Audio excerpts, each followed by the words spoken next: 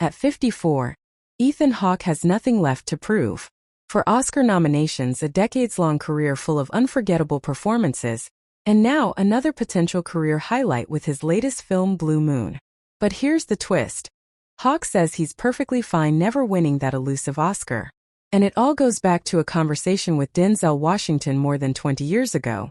I believe it was Denzel that said it to me when I lost, Hawke told the Variety Awards Circuit podcast. He said, "Don't worry. You don't want to win it yet.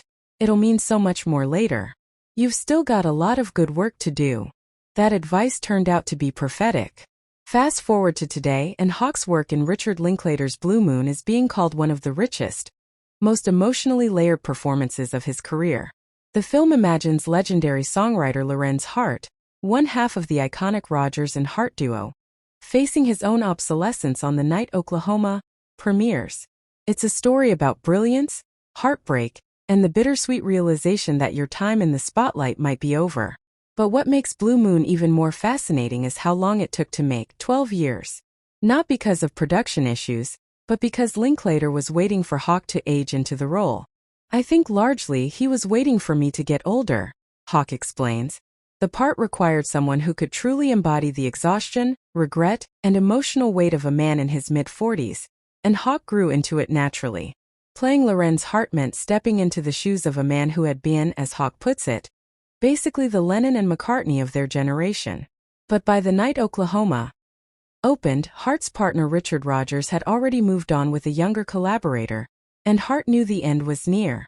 "Larry Hart, my character, would be dead within a few months of that party," Hawke says quietly. And what would that have been like for him? Hawke's career has always been about balance. Indie dramas, Hollywood hits, novels, documentaries. He's seen how fame can burn people out early, and he's determined not to let that happen to him. When asked about his legacy, Hawke doesn't take the bait. "I think it's a dangerous way to think," he says. "Thinking about things like legacy starts you thinking about yourself in the third person. Either way, you wind up vain or bitter. No good comes from that conversation." In Blue Moon, Hawke shares the screen with Fleabag and Ripley star Andrew Scott, who plays Richard Rodgers. Hawke had admired Scott ever since seeing him perform Hamlet 15 years ago. And there's one story that perfectly captures Scott's dedication. On the day the two filmed a 7-page emotional showdown, condensing 25 years of friendship into a single argument, Scott quietly received some career-defining news. "When we wrapped, I checked my phone and saw my wife had texted me," Hawke recalls. She said, "Hey, did you see Andrew got 19 Emmy nominations today?" He never mentioned it. He didn't call his agent. His phone didn't ring. He just worked all day long.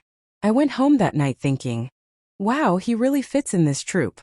Blue Moon is being released by Sony Pictures Classics, one of the last major studios still backing mid-budget, adult-driven dramas in an era dominated by streaming algorithms. For Hawke, it's another reminder that some of the best art takes time and patience. And maybe that's exactly what Denzel meant all those years ago. The real reward isn't the statue. It's the work itself.